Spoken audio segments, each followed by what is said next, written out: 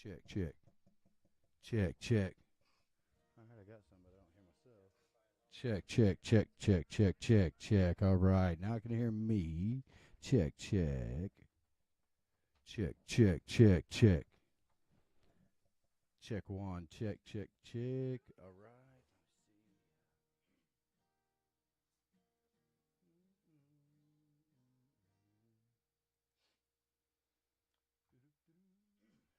Check, check. Oh, that one's wrong.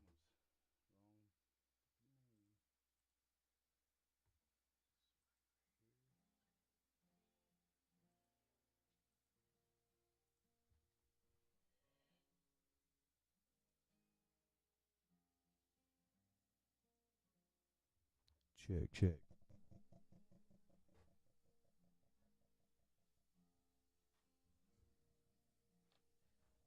Check, check. Check, check. Talk to it. Talk in that one there, will you? Check, check.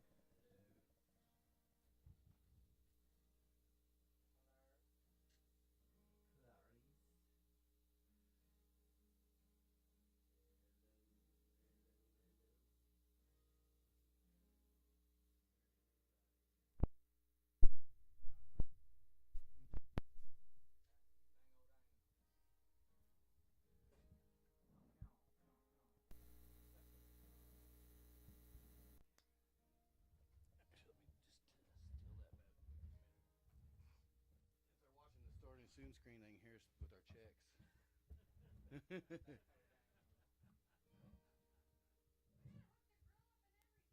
Huh? You got a mouse in your pocket?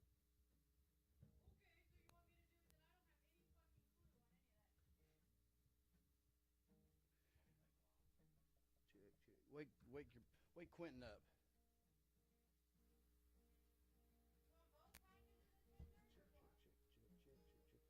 Yes.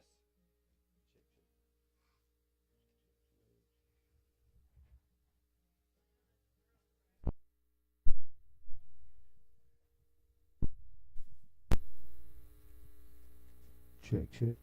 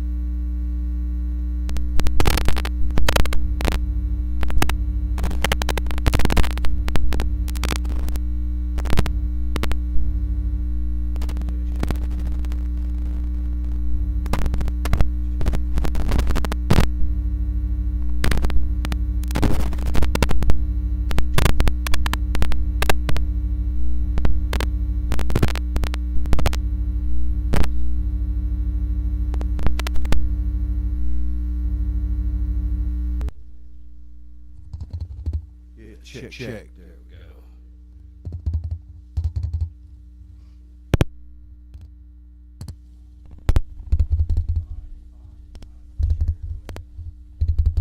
Check, check, check.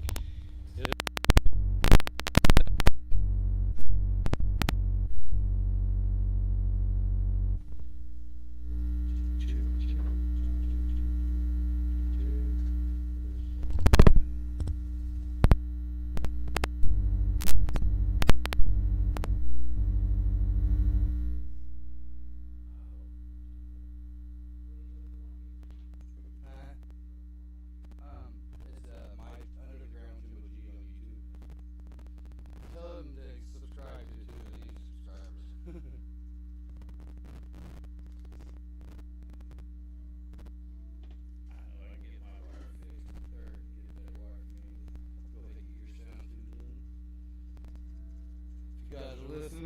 right with you.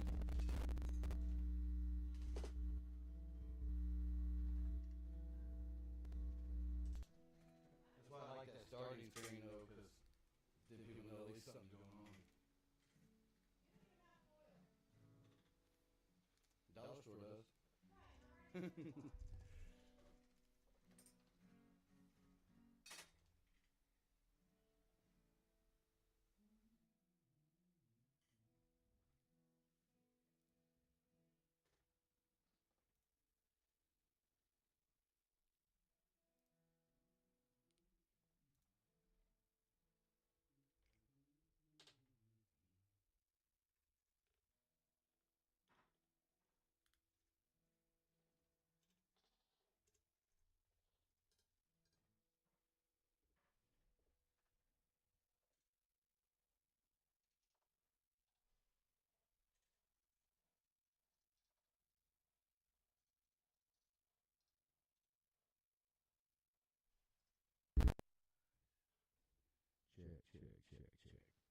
Check. All right, check. Check 1 2 check. Check 1 2 check. Check 1 2 check. Check 1 2 check. I don't know why it's only showing me getting one channel though. Check.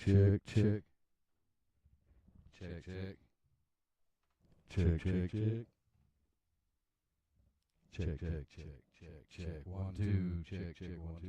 All right. Yeah, I figured I would.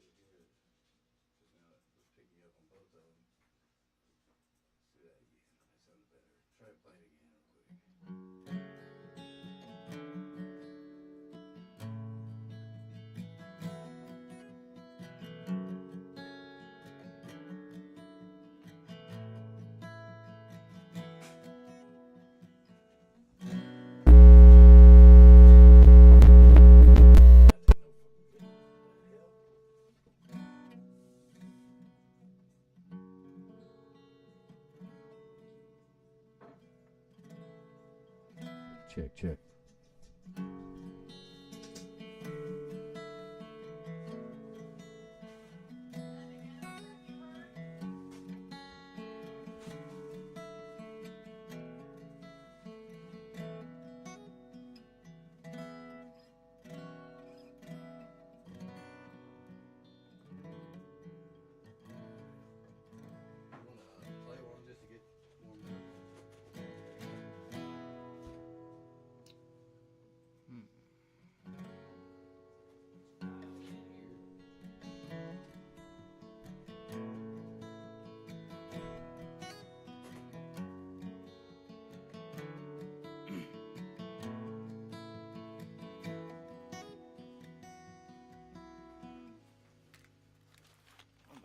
headset on.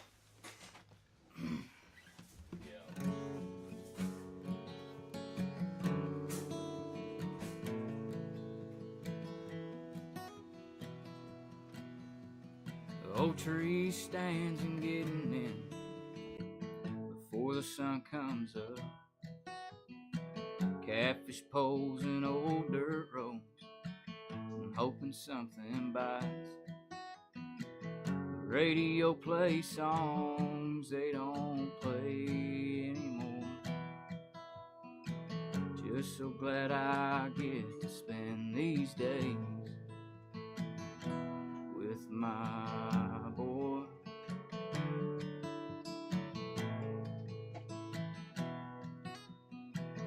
Playing pass in the side yard, teaching him how to throw, soaking it all in, laughing at all his jokes, trying to be the kind of man that he can look up to. And it takes me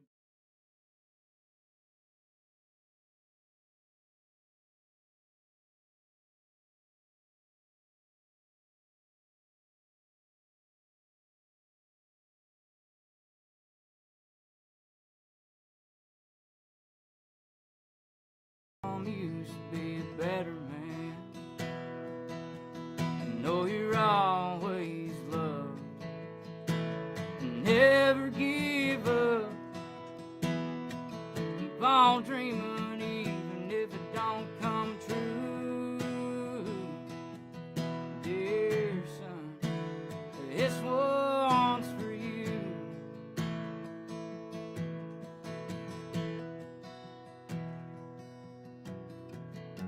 It won't be long before he's driving me around, talking about one day he's gonna leave this town. Well, I just shake my head, he sounds a lot like me. Wasn't long ago I was saying the same thing. But I'm a husband and a dad, doing the best I can.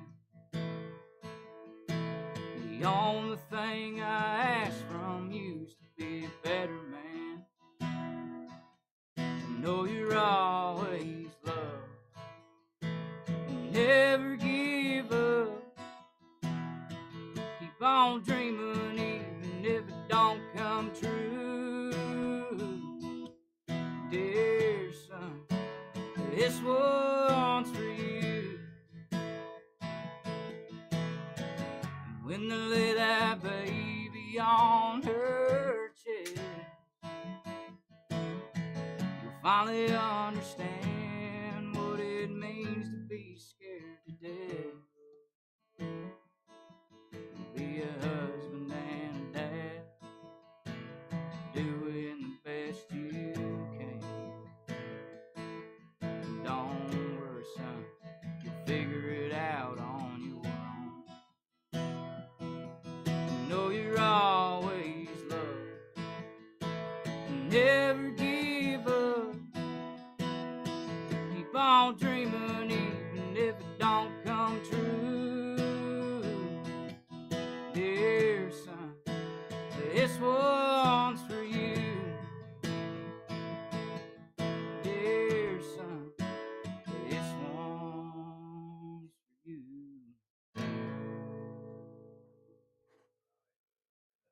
Not my mic. Check.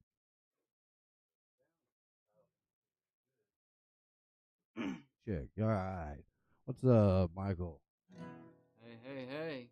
We got you blocked by the sound guard there. Same microphone source two.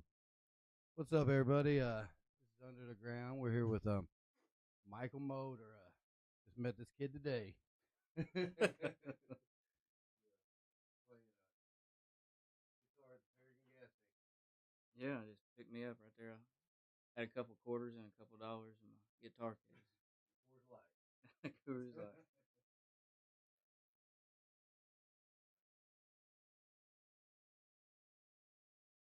What was the name of that song you just played? Dear Son. I wrote one for my daughter, and then one day I was like, you know what? I got a son too now, so I'm gonna try to write one for him too.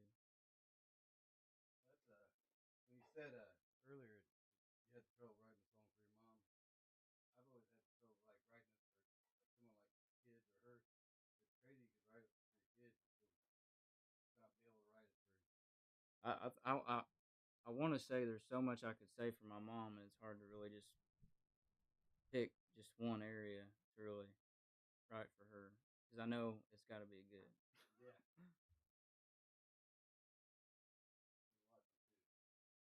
Oh, I know. She was watching before it was even on, probably. See, that's when you should have had the one ready for Mother's Day. Yeah.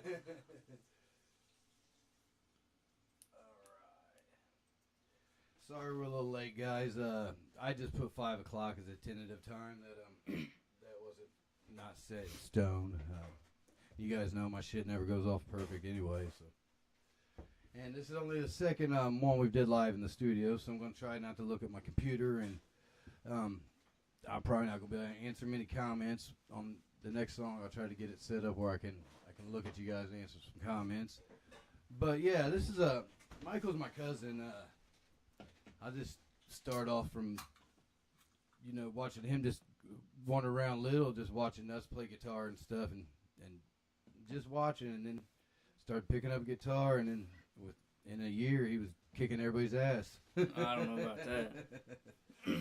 Yeah, he got the. I mean, I remember very vividly that there was a point in time, like my dad bought me a K guitar when I was like 15 or 14. I tried to learn how to play it, and I never did, and then I learned one chord, and that was the G chord, and I used to keep it with me, my guitar, in the back of the car that my dad also had got me before I wrecked it, and I'd hang out with buddies, and I'd say, you guys, I know one chord, and that's the only chord I need to know. It's the G chord. They say you need 3 chords, and 3 chords in the truth is I only had one at that time. So, how long did you play till you actually wrote your first song? Well, when I went to Indiana State, I only was there for like maybe not even a whole month. Got real sad, and that's the best time to learn to play guitar is when you're real sad. So, yeah. I learned a few chords, and then I wrote a song about being a hobo or something. That was the very first song I ever wrote, and it was like Lonesome Drifter or something like that. But that was probably 18. You were sad because you were hungry. 18. Yeah. No, I wasn't hungry. I was living with mom and dad. I was well fed. I was 18 probably when I wrote my very first one. Nice. So, yeah, Michael, how many songs do you think you got under your belt? Ones that I'm comfortable saying I have, probably about maybe 11 or 12, honestly. The ones that I like. I couldn't tell you how many times I've wrote songs, and literally I make people mad when I say this, but I'll just throw them away. Yeah. Or you forget them as soon as you write them. Or I'll just have like 1,700 notebooks my wife gets mad at me about and laying around, and I forget that I haven't got words in them. Well, like when an artist goes to the studio to make a 12-song album, they record labels and everything, they expect them to come in with 24 songs and then pick 12 out of 24, Yeah. So, I mean, you'll have those throwaways. I mean, and then you'll have you got some artists that say the throwaways are the ones that become hits. The ones that they hate the worst are the ones that become the monstrous hits. Yeah, I feel that way for some of the songs that I've written. I'm like, I don't know, like, I think I always get a request for Waffle House, and I'm like, that was one of those songs I was just goofing around. I mean, but a lot of people like that song, so I don't even like Waffle House. But people, I mean, it resonates with a lot of people. You gotta watch it. They sued Jellero. Yeah, better not. Because I'm sure they regret that now. Cause that was when he went nothing, and he had that Whiskey, Weed, and Waffle House album. And really? Yeah, they made him change it. I got the CD. It still says Waffle House on it, but he had to scratch the letters out of it. That's funny. And he named it that because he loved going to Waffle House. So we did that first song and sound checked. We're going if you want, we'll go into another song and we'll get everything else dialed in so I can see your guys' comments and everything. To play, to tell them what the next one, let them know what it is, and we'll try this one. My dad always wants me to sing it, and I feel like I always mess it up, so we'll do this one first so they'll forget about it later.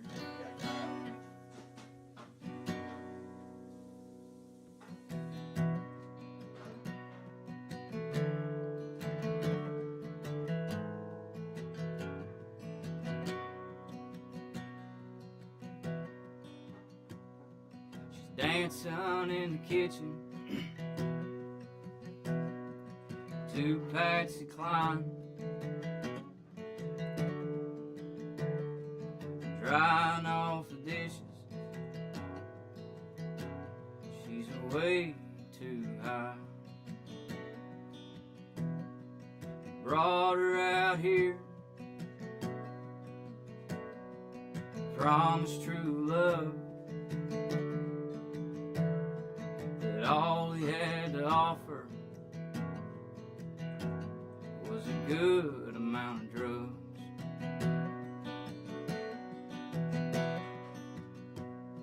There's tracks on her arms, some down her leg. Looks 32, but she's only 17. One day he packed up and never came home. Some folks they whisper, the country widow. The bark on the tree done fell off, and there ain't no more fish left to bite it off.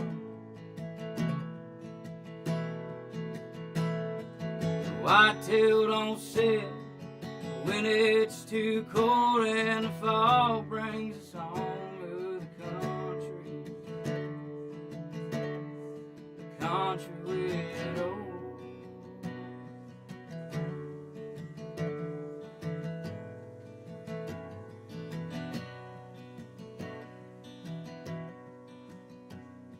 The ceiling is leaking, money's done spent, straight to her vein. The state took the kid. It's sad, but it's true. This happens too much. Too young to know better. Looking for love, see the bark on the tree done fell off, and there ain't no more fish left to bite it off.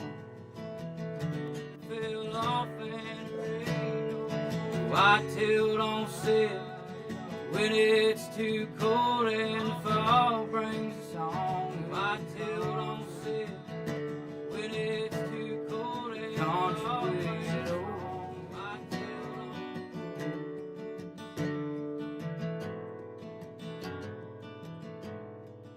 Country widow.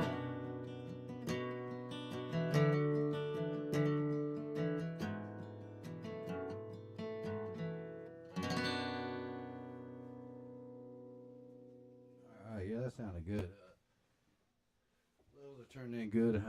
It's running on 2 channels, but it actually brightens the guitar a little bit. Mama, it says better. Does that mean my volumes are better now? Or do I need a little more volume? Oh, Cooper.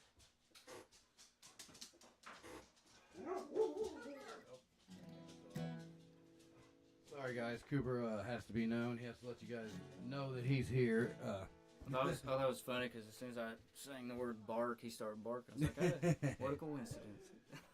You know, he'll sit and I told him to bark, so he listened. So that's Country Widow, huh? Mm-hmm. That was one of those songs I was trying to say earlier about how it was originally. I was trying to write a song for my mom, and it didn't turn out that way. That's a good one too, man. And I do that every time too. It's all right. I'm used to it, and they can't see it on camera either.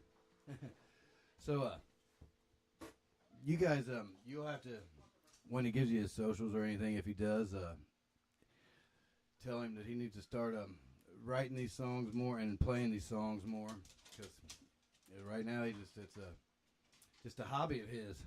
Yeah, I'm trying my best this year.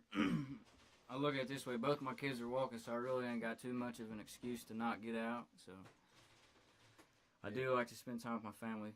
I think if I can get to playing at places where my family can go as well, that'd be very nice. So that's kind of where I'm at with it. I want to play enough to where I can still have fun and enjoy time with my family and playing. That's where I'm at with it.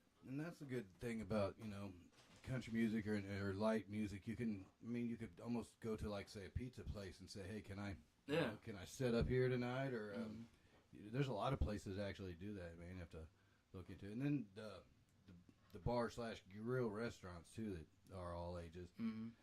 I think you get into, like, the music I used to do, you couldn't find a family establishment to go. That was under the ground somewhere. Right. But yeah, we're he's from here, central Midwest Indiana, little small town boy. Tell him a little about yourself. Small town, yeah. I don't know. I think I just like writing music that, I kind of life that I'm around or I experience. I think that's the part about songwriting is you kind of got to be around that atmosphere sometimes, and then sometimes it's a movie though you can watch or something you see on TV and it really resonates with you, and that's where I get most of my songwriting from. But ain't too much about me other than just working, family, and I'd say God too. I think a lot of people have been kind of getting close to that one, so I better throw that one out too. Right. And then, just having a good time, staying positistic, as I like to say. Positistic.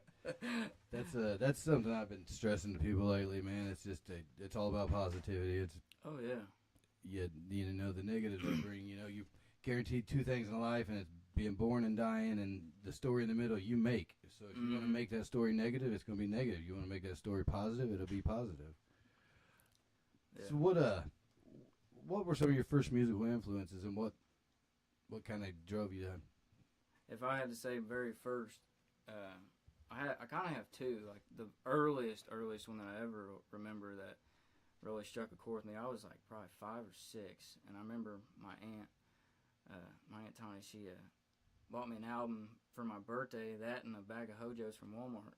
I remember like it was yesterday, and it was an album, Mark Will's album, and he had a song on there called Don't Laugh at Me, and that was like the very first song I remember just like sitting down, pulling it out of a CD case where you had the lyrics and memorizing all the words. And I was like, that was the very first song. And then I would say after that it was my dad, like constantly, being on the road, and he'd come home every once in a while. He'd have a surprise for us, and mine just so happened to be a Gary Allan album. And the same thing, I remember he bought me a stereo one year, and I'd always lock myself in my room with that CD, whichever CD he'd bring home, and I'd memorize all the lyrics to not just one song. I'm talking the whole entire album. I'd have the whole album memorized by heart, and that was just something that I love doing. So that was Gary Allan and Mark Wills is like my very first people I looked up to when it comes to music.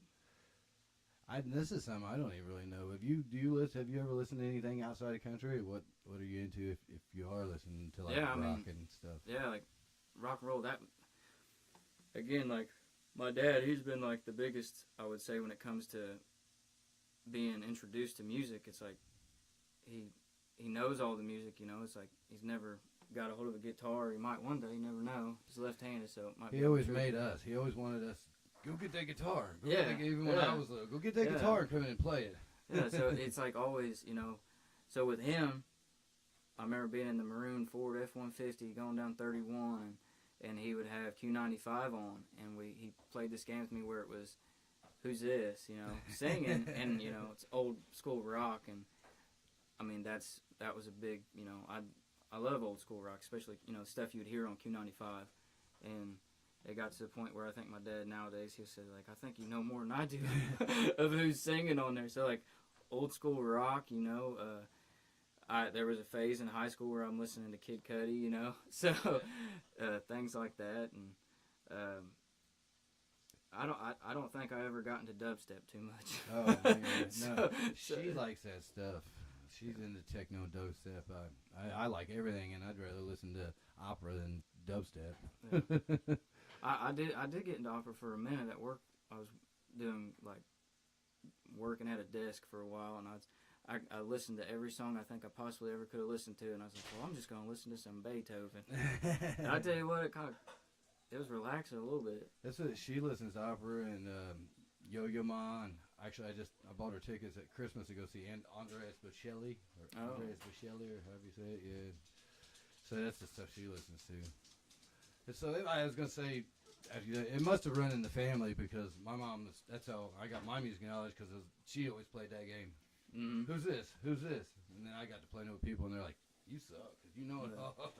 Well, like with my wife, it'd be like I tried doing that when we first kind of got together for a while, but I'd only ask her because I told her it's like whenever I ask you who's playing, it's just the answer is always the Rolling Stones. So the only time I'd ask her is if they were playing. It's like you're right, you're right. Shit. So she was never wrong. And with the Stones, there were so many different sounds they could. Mm-hmm. Like, that's good. I like the old school rock and roll. I mean, that's the stuff Bob Seger and Mm-hmm. Skinner and Tom Petty, and like we was talking about, some of them bands you can just play, and no matter what kind of mood you're in, you can play it. Pink Floyd for me. I mean, some people can't resonate with Pink Floyd, but I love Floyd. Oh yeah. There's a guy at work. He's always listening to Pink Floyd. Yeah, The Wall that was my sleeping music for half my junior high and high school years. Mm-hmm. Throw the cassette in, you had the radio up on your bunk beds, and so you say you're gonna start playing a little bit more and trying to get out a little bit more. You gotta. I know you told me. Are you gonna be able to do that show, or you're not? Do you got anything planned? I'm trying to hopefully maybe get in over at Hard Truth Hills if everything works out. You know, then that'd be cool to get on over there, and then I need to start knocking on doors, I guess, and hitting up some bars or something locally that'd be like I can get in there. I think there's a place in Seymour, you mentioned Pizza Place, you know, Mm-hmm. and there is a place there, and see if I can get up there and playing, because it's like outside, so Yeah. my kids could come and things like that. I mean, if I had it, you know, I think I hear a lot of songwriters say, like, you know, I prefer to play my songs. It's like, yeah, I do covers, you know, just like anybody else, but it's like if I could find, like, a place where I could just do my own songs, and maybe it's like a 30-minute spot on a winery festival or something where they got a bunch of acts or something like that. It's like, that'd be perfect. I'd love that. Like, sign me up for 5 or 6 of those a year, and I'm good to go. I'll be a happy man. Because it is hard to go into bars and stuff and play originals because nobody knows them. But at every musician I talk to, you know, you either got your musician that plays covers or you got your musician that plays originals. I mean, usually they don't mix together. I mean, the guy I had, Chris the Hicks Project, he's just a guitarist, man. There's no vocals or nothing. And he'd been playing for 30 years. I mean, this guy was a shredder, and he said, this is the first song I wrote. And so I got done. I was like, so how long ago you write that? He's like, a year and a half. It's like, what? And he played in cover and tribute bands forever because he didn't want to play originals. And then he's like, you know what? I'm going to start writing my own songs. And then they're blowing up. This guy's like a Steve Vai, Joe Satriani, man. It's just insane. Well, I think the hardest part, too, I feel like there's a lot of people out there that write songs or write poetry, or just, I got a few people that, you know, I've worked with that, you know, they write stuff. They might not know how to play an instrument, but they write stuff, and they'll be like, can you turn this into a song or something like that? And I would say the hardest part about it, writing a song, like yourself and then singing it is the fact that, man, you're opening up yourself to letting everybody know everything about you sometimes. So it's like, you know, if I write something, you know, about myself, it's like, that's like a diary, right? It's like, oh, that's a secret. You don't want to tell nobody. And there's a lot of people that feel that way. So it's like, if you're able to be open about that and be okay with people like having a look into your life, then I mean, you should be fine. But I think that's a problem a lot of people have, is they're opening up to everybody and letting them know a little bit about them.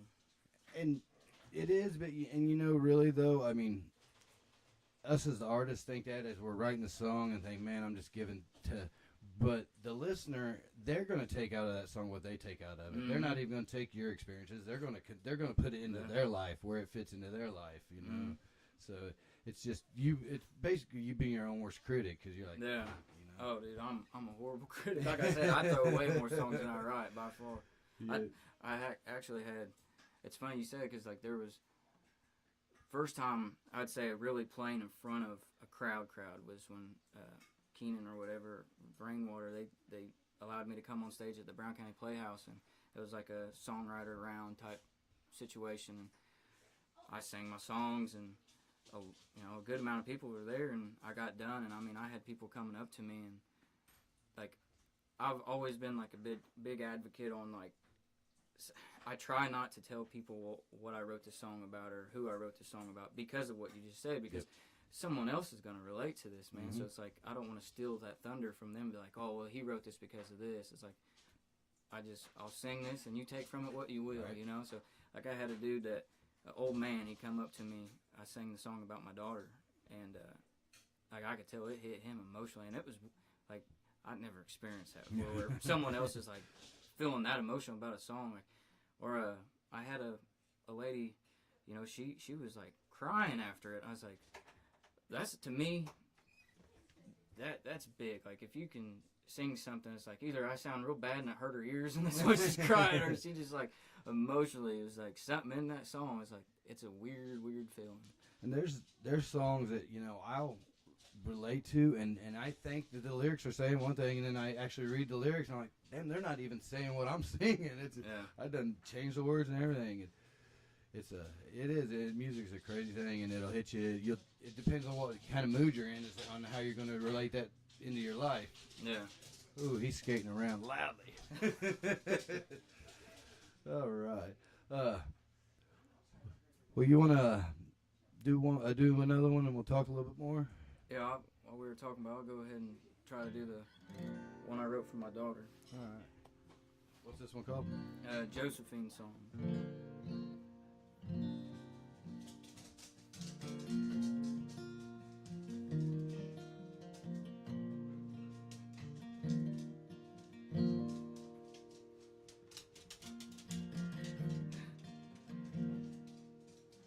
Maybe if I remember how it starts off.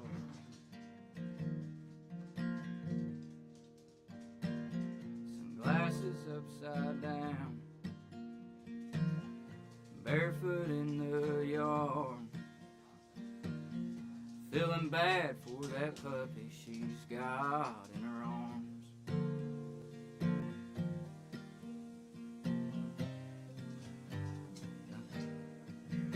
I don't know if I remember that song though.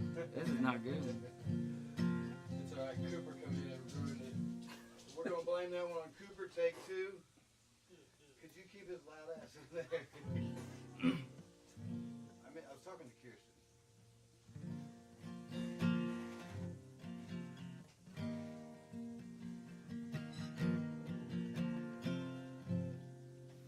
I hope I can remember how this song goes. This is a bad deal. That's the problem too. I'm trying to remember songs that I wrote a long time ago. Alright, I'll come back to that one. I'll do this other one, but this still includes my daughter. She actually got her first song right on this song. We had baby kittens last year, and she started saying, kittens in the kitchen. I was like, man, that sounds pretty cool. That's a good song too, man. See how this one goes.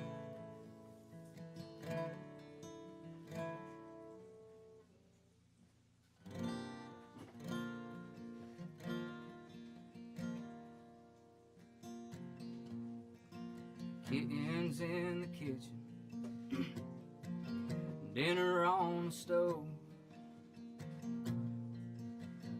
hugs from both my kids when I walk through the door.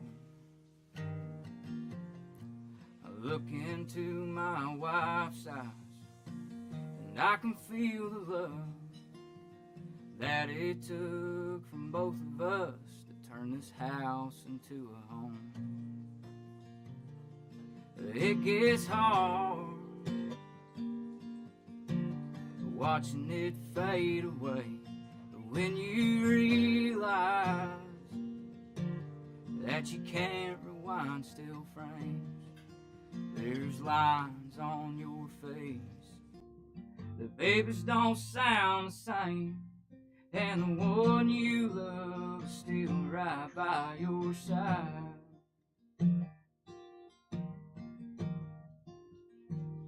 Man, that's a good lie.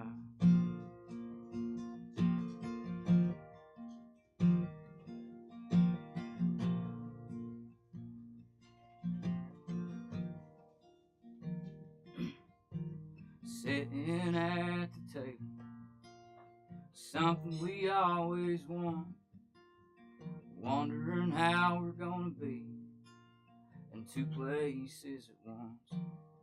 Between ball games and date nights, knowing when you're wrong and they're right, not going to bed mad at each other. Man, it gets hard watching it fade away, but when you realize that you can't rewind still frames, there's lines on your face. The babies don't sound the same, and the one you love is still right by your side. Man, that's a good lie.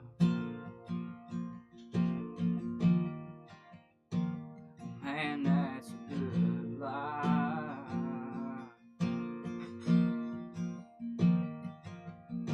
Bills come in, money goes out, your knees get weak and you hit the ground. Well, it gets hard watching it fade away, when you realize that you can't rewind still frames, there's lines on your face.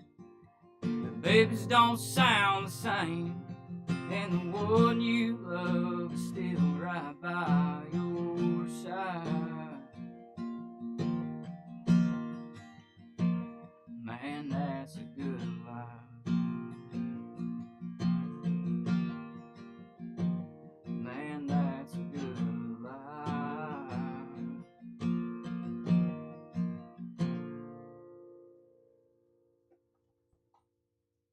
All right, that's a good one. So my mom, your Aunt Erin, said, I don't know if with the discussion we have, this one's gonna get you in trouble. She said the one about your dad. So you got one about everybody but your mom. Actually, I tried remembering the one about my dad the other day. She said it twice.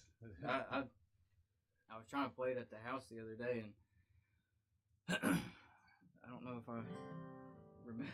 he's sitting over there. I could try, but I don't know if I remember it. Real quick, while I got you guys out there, I'm putting my noise suppression on. You guys hear the bacon grease and the dog nails and everything that I'm hearing? Out there. She was pretty. Come on, Mama. You was pretty quick with the other answers. You got claps. All right, we'll let you go ahead and go into it, and I'll see if she answers me during this song.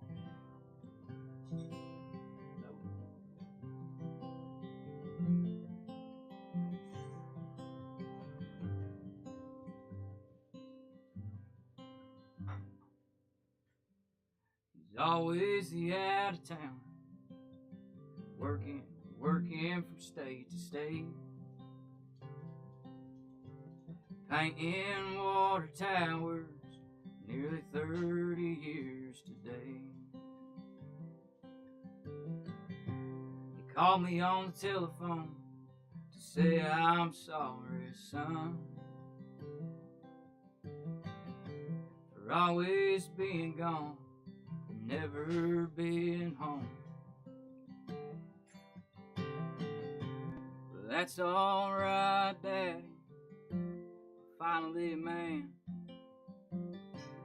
And after all these years, well, I can understand why you work so hard to make ends meet, and why you did what you did to put shoes on my feet. And in my daddy's motel room, he let out a tear. I'm sorry, son, and I wish that I was there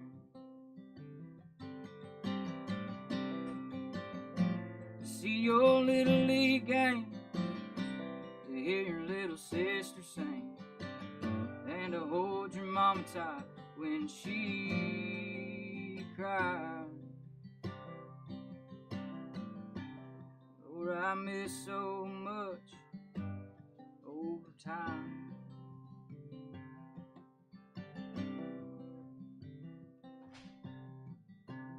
Sat in my truck, I pulled into work.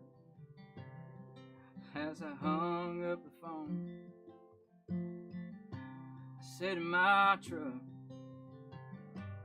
all alone,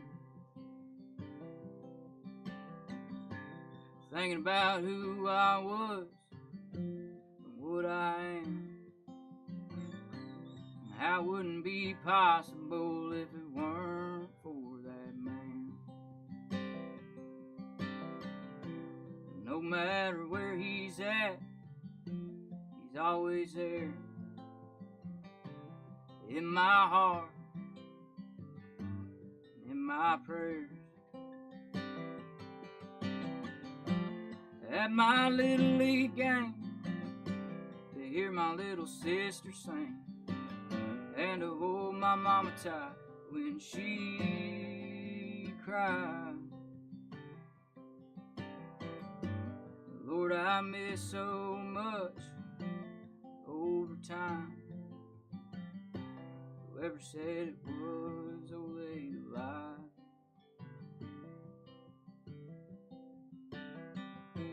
He's always out of town, wherever he goes. Maybe he's close enough to pick me up on Jimbo's radio. I remember that one now. That is a good song, man. That's a tearjerker too. I wasn't joking earlier when I said, you and JT are in people I know in my life are the two best songwriters I've ever met in my life.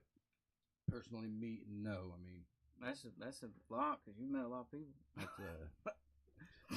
But, well, I mean, like be close to no. Yeah. No, I mean, really though. I mean, I've met some metal stars and stuff, but actual songwriters. I mean, there's a big difference between a singer or an artist or a guy that can sit down and tell a story with his guitar. Yeah. I mean, but right about now is when I'm gonna start figuring out ads. But we are going to take a quick 5-minute break. Let Michael get up, and stretch around, and then we'll finish this off. You guys don't go anywhere, and go to Bob's Car Dealership over there on West Washington Street. Change.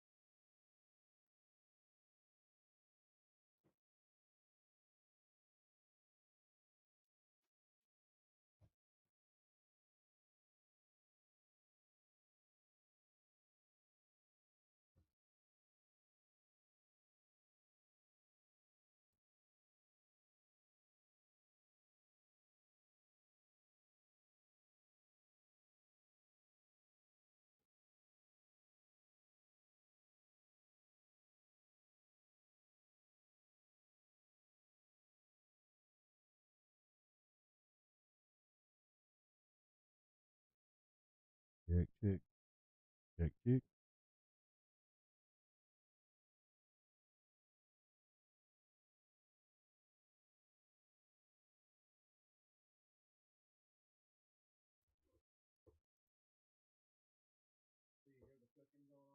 No, they didn't hear. So actually, I do have some ad space. I should have added right before I went on, and I totally forgot. We got Likens Digital Marketing. Jeremy Likens, he's got a degree in digital marketing. He's been in the business, the music business, for a while. He's been a successful band, and he's working for a lot of people. And you guys hit him up for any of your digital needs. Electronic press kits, website design. He's your man. I mean, he's also got a diffuse station on the Roku channels. Hit him up, and he'll be happy to work with anybody. He loves music, and he don't love to sell music. He just loves to listen to music. No, I'm gonna. I got it on here and tried to throw out an ad. And actually, before we come off this little break, I want to throw at you guys real quick. Tomorrow, I start. Well, I'm good. We're going to record it live, but I'm starting my new podcast, which is not going to be released on Spotify and shit right away. It'll be, I guess the camera's right here. I'm not looking at you. It'll be on live tomorrow, and I'll set a date after that for the actual Spotify and Google and Apple and all that release. But our new our new podcast, the Uncensored Unwind, is going to start tomorrow.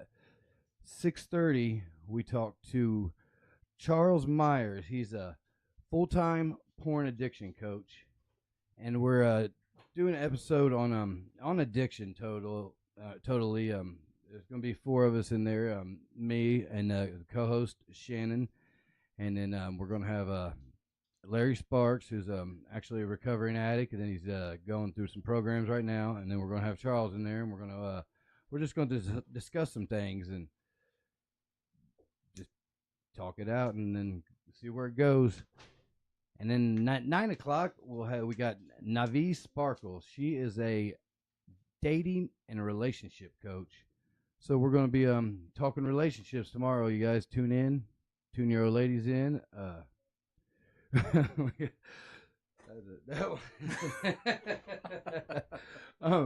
Yeah, so we're gonna talk relationships tomorrow.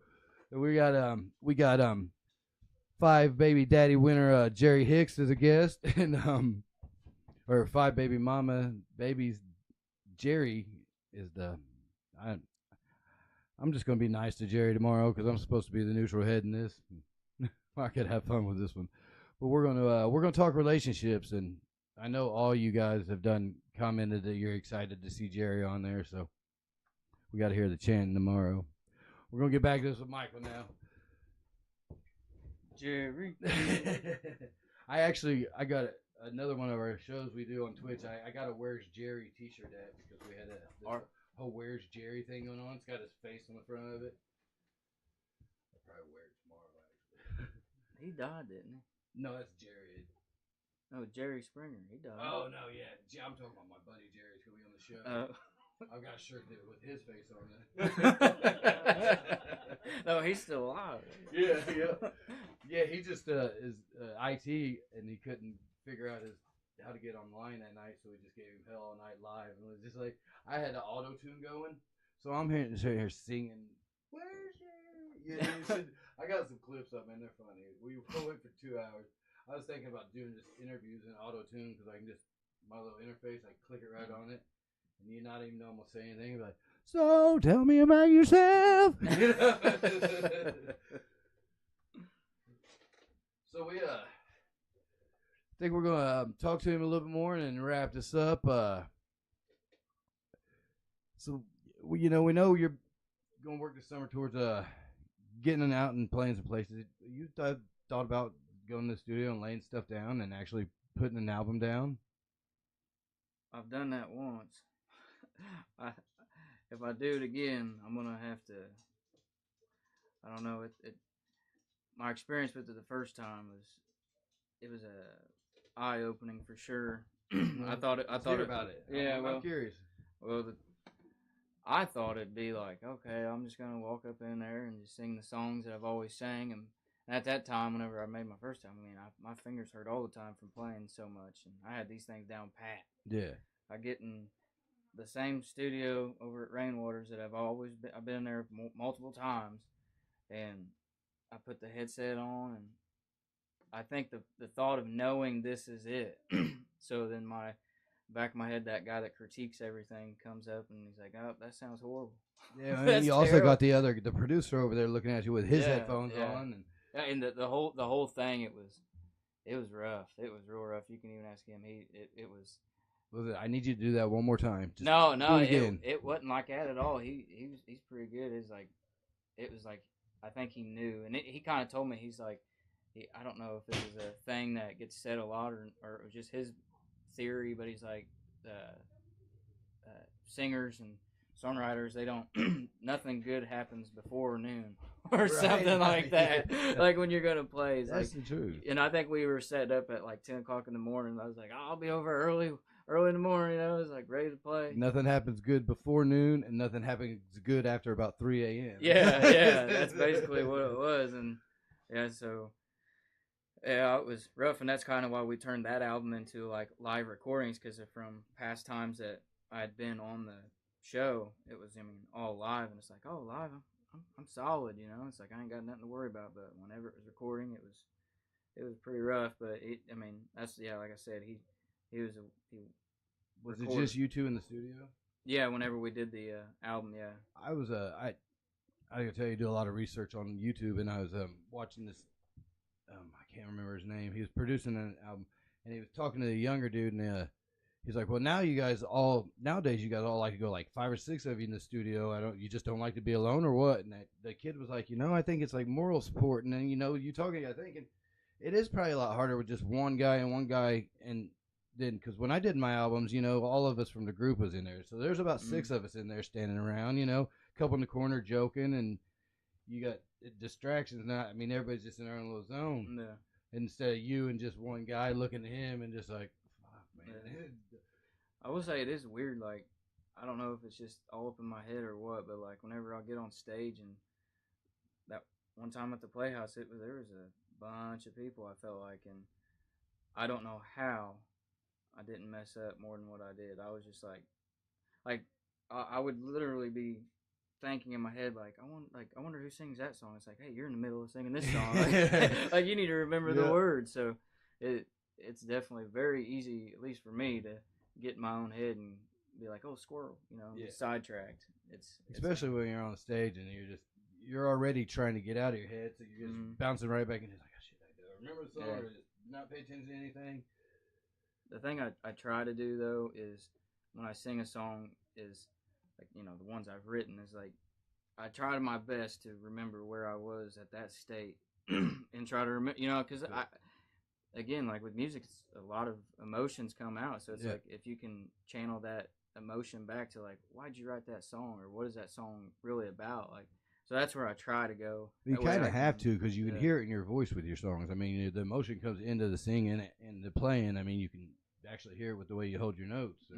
So if the motion ain't there, the notes ain't there. Yeah. And that's how I feel about people like I'd say, because I personally don't feel like I'm that great of a singer. I feel like I'm like let me just tell you how I feel, basically, kind of singer. And like I think about people like John Prine. It's like, oh, people will say, well, he's not that great of a singer, but well, a lot of people like him. Yeah. You know what I mean? So it's like, well, he's got it, He's Bob Dylan ain't that great of a singer, but that's yeah, Bob Dylan. Yeah, exactly. So if you can tell the story, it don't matter how you're telling it, they're gonna listen. That's how I feel about it. It's like, oh, I'll just like maybe do some type of method acting where like, all right, I'm gonna get in my mode here and just turn into the third. Michael's ready. Yeah, Michael's ready. Let's now bring Michael to the stage. Michael, you're right here. So if you with the studio, like, have you thought about maybe the thought of like having a producer like put some like drums or some other music back? Yeah, I have thought about that. I've met a few people, like, I've done open mics where it's kind of like, you meet a lot of people at places like that, and I thought about like, well, maybe I could contact that dude one day down the road and maybe do something. But it's like, yeah, there's songs that like Deer Camp, for example. I'm like, man, that sounds so much better. Oh, that's a good song. If I had a band that went behind that, or things like that, or if I had a harmonica behind a certain song, and it like those things do go through my mind. I think for me though, it's like I've always had a. I will gift you this because I didn't know where to put it earlier, and I've never used that. Oh, thank you. You know what it is? Yeah. Now I gotta go buy a harmonica. Yeah, I'm not giving you my harmonica. Yeah, and in a lot of your songs, actually, I mean, could be songs where it's the producer can just put some, because they're not going to be, Neil Peart drums. There's just going to be some simple 1, 2, 3, 4s. I never thought about that before. Yeah, I mean, the technical side to all of it, I'm lost, absolutely lost. I'll look, because I don't know my machine good enough, but I'll look into it. Or if you ever get some time to come around, want to just just to count the 1, 2, 3, 4s. I'm like how when I start with everything, I make it too hard to begin with. And then once you realize to simplify it, you're like, oh shit, that was so much easier than I was trying to do it. Yeah, I've thought about having something that I think for me it's more of a. I don't want to say I'm like. How do I put this? It's like, you're doing a project in science class. It's a lab or something. And it's like, oh, you're in a group of 4. I was always the kid that was like, well, just give it to me and then write your name down. Right. So it's really hard for me to like, I don't know how this is gonna work. All right, we're gonna get these guys together and like, all right, let's see what happens.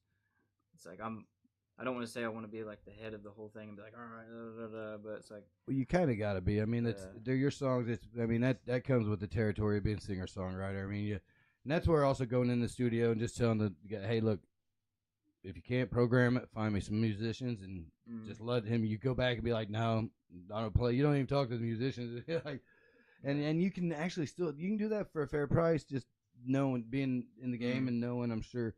Grabbing Keenan, there's so many. Taylor's a good drummer. I mean, we could be like, hey, here's a track. We need some drum tracks. And I mean, in this town, a lot of people just be like, do it as a favor, and all right, get me back on the next one, or write me a song. Yeah, I didn't even think about that. Something to look into. Yeah, I mean, it's a game. It's not everybody's. Yeah. It's not everybody's thing, man, and they think that's also, now that I'm noticing, it comes with a lot of singer songwriters. They're not the ones that are out there to wanting to be in the spotlight and wanting to be like, shine your light on me. They just want turn the lights off. Let me just sit down with my guitar and tell you a story, and I'll go home. Yeah, I have found though, like you're saying, like before I was in my bedroom and got pulled out of that singing area, it was playing with other people. It's like there's like a lot of people out there, and it's more of like a helping each other out, have each other's back. So yeah, it's and that's especially you get to know people in the music scene, and then everybody really wants. I mean, you got the few musicians that got the chip on their shoulder, and like the ball hog or whatever you want to say, and but for the most part, everybody will do whatever they can to give. If you like, hey man, my guitar broke, take mine for the show, man. I mean, I've seen some people do some crazy. I've blown my whole PAs out, and it just and it comes back around to you. Well, just like everything in life, Oh, Cooper, did you come say hi real quick? Well, speaking of Deer Camp, you want to play that one? Oh boy, yeah. I think we'll try. Then we'll get back and talk to you a little bit, and we'll wrap it up. But man, I want to get on the way in, and I want to break out the ukulele and try to follow you. All right.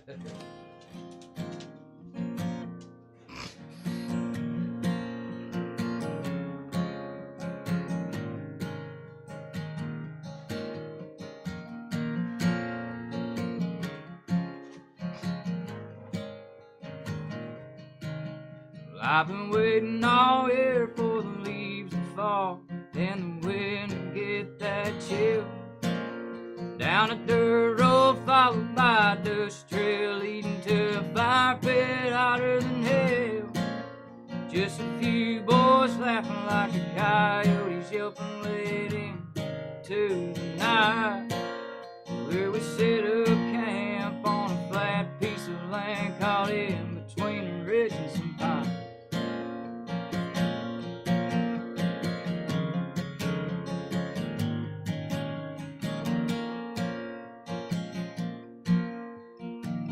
morning comes, we'll be in the trees, just looking upon the land.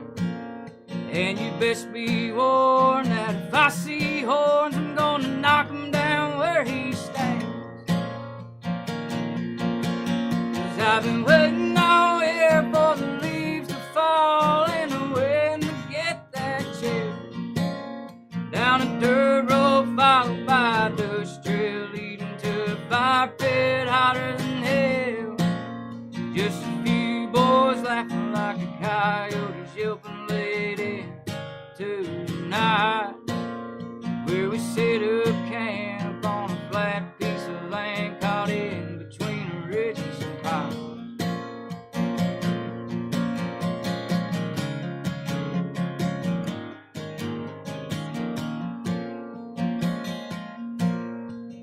If I got what I thought I deserved after working these 47 weeks, I'd have a 160-10 just to walk in on and eating acorns out of the creek.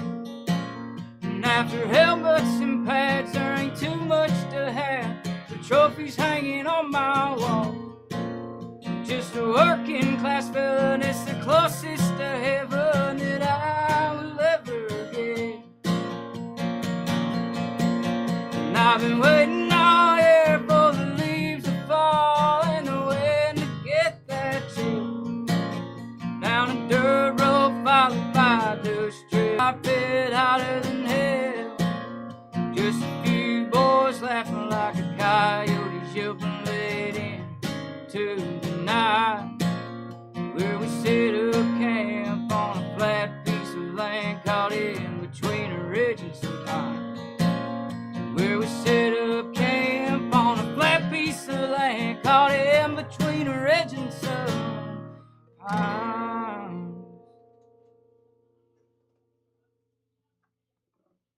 Yeah, that song would sound really good with some. I almost hear like some scarecrow on the fire drums. Yeah, I need backup vocals too. Take over, please. Yeah, we got Roy on YouTube said, man, he's very good. I've got some pretty consistent viewers on that. I appreciate it. You no rocked problem, it tonight, dude. You sound good, and it's been a good interview, and I appreciate you coming out. Ain't no problem. Thanks for having me. Now this is what I do at everyone. I mean, which this ain't your forte, but this is where your chance to holler at everybody, give them your thanks, your social medias, however you want them to contact you. Any other musicians or anything listening that wanted to be a part of it? If you want to find me, I mean, right now, only thing I really got is my Facebook, just Michael Moulder. I tried having a music page a while back, and Facebook didn't like that, so I don't have that. So just you can find stuff through just my page, and then I'm on YouTube. But you can just look up Michael Moulder again, and then I do have the one album on Spotify, Pandora, Apple, basically anywhere you can find music. I think people have put it in their TikToks, I think, some of my music, but you can find me on all of that. And I think I've seen my buddy Kyle. He's in a band called Maple Drive. They'd probably be good to come on here. So there's a few different people out there that probably come on here. I'm glad you said that, because I used to say that, man, and then bands I think maybe I caught them in the moment and they just get But yeah, I mean, I love push anybody out there. If you know any artist, I mean, I'll talk to anybody, and when anybody can play, it don't matter. I'd like just send me some links. I don't even think I knew you had anything in streaming. I don't. Yeah, I mean, I knew you made the CD, but I didn't know it was. Yeah, it's on. Because I'm not very good at pushing my stuff. that's why I need you. That's why I'm right? here. I know I'm gonna have to AI me another me, because I got Solo wants me to manage him. I got my hands in way too many baskets. Yeah. My I got 10 open projects right now. Yeah, I'm just on as far as I know, I'm on most of those streaming sites. But if you want to find that first album, but like again, hopefully I do get enough songs down to where I can go into a studio. And again, I think this next album, I'm really trying to have song like I think as the more I write, obviously, that I personally feel like I'm getting a little better. Yeah. And the last song I wrote, it was I actually really liked it, and so we'll see what It's happens. actually the more you play and sing, because I mean, even your old songs are sounding better and tighter, and your vocals, man, are sounding better than I've ever heard sound. I mean, I appreciate that. it might be the sound guy. I don't know. A little bit. No, really. And then when you say you need me, if you, like I said, want to take a day anytime and come over and mess around and try to record some stuff, I mean, that's how you get me. If you come over, because if I'm sitting here, I'm doing, like I said, 10 different things. I'm working on the podcast, but we'll pick a day out because I'm here Monday through Friday, and then sometimes Saturdays and Sundays. Yeah, always willing to learn, that's for sure. Yeah, I don't know much. We'll sit down and we can track the guitars and the vocals no matter what, and then we can just mess with the bass and everything else and go to it. As long as you have patience. Oh yeah, I got more patience than most people. He's talking about Guns N' Roses earlier. I think that's probably my favorite Guns N' Roses song. Yeah, that's one radio tune I never got tired of. I like I said, Sweet Child of Mine, all them got after a while got to me, but I love it. Which song? I don't know if it's that one or November. Which one has the intro? Is Cool Hand Luke? Civil War. Is that what we got? Yeah. Is a failure to communicate. Yeah, I was trying to remember. Some men you just can't reach. Yeah. Yep, Civil War. Your sister said, "Play Remember Me." If I could remember that song, I would.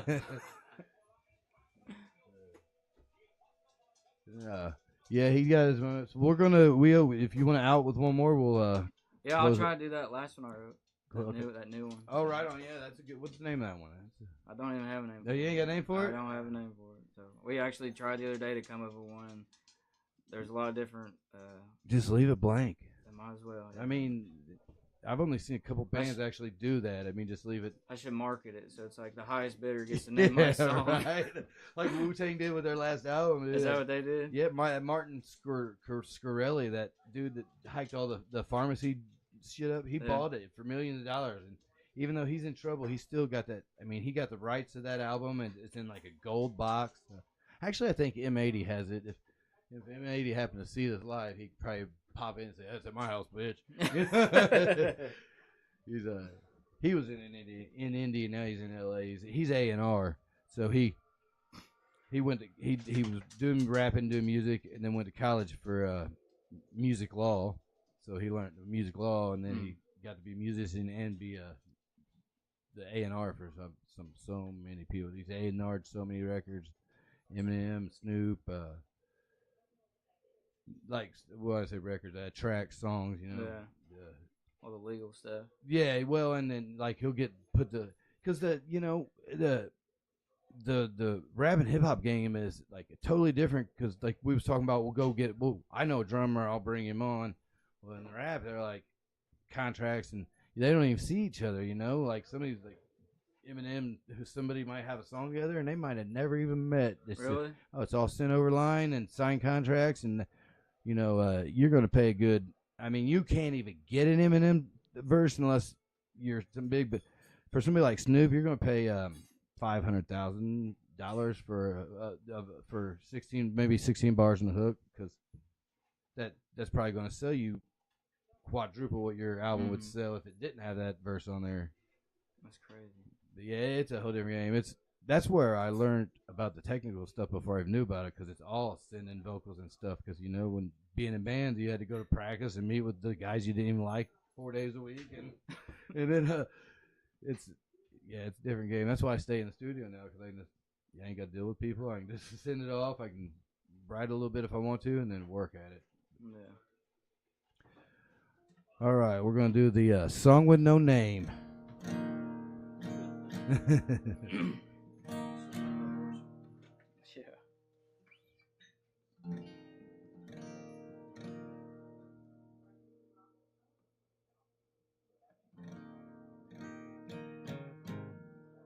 you say you're breaking out the ukulele for it? Yeah, I will. Let's see what one of these plugins look like on here real quick.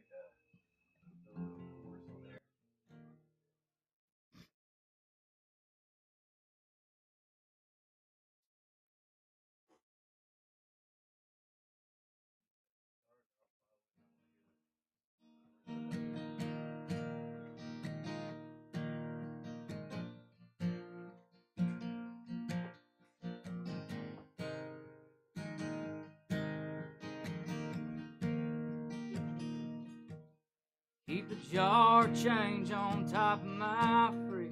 Sometimes that's as rich as I can get. Come Friday night, my check is spent down at the bar. If tonight you decide to walk on in, it'll be my light kind of heaven sent. I'll walk over, ask where you've been all of my life. I hope you're not into rich guys, my dear. Put it on my tab, let me buy you a beer. If it's love you want, then it's love I got. If it's midnight dancing in a parking lot, I can be your forever and amen. I might not buy fancy gifts, oh, but honey, I have a whole lot of love to give.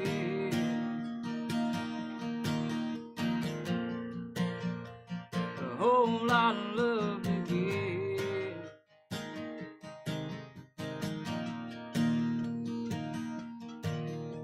I might not have much money, I have enough right now. Let's get out of here, I'll show you where the stars like to hang out. My truck only plays cassette tapes, the radio static and the windows crying. If it's love you want, then it's love I got. If it's midnight dancing in a parking lot, I can be your forever and amen. I might not buy fancy gifts, oh, but honey, I have a whole lot of love to give. I have a whole lot of love to give.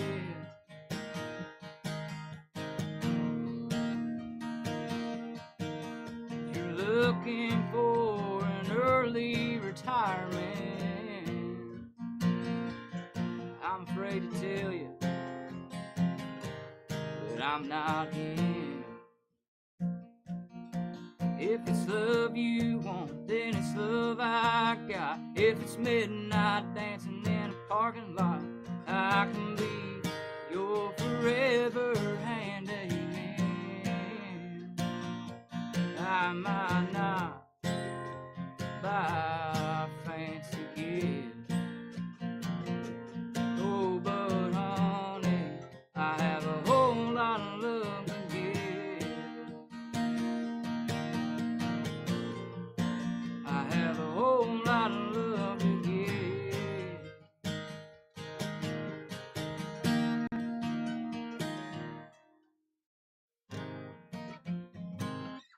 I first started out trying to follow the notes, and it was like, you got that cape on.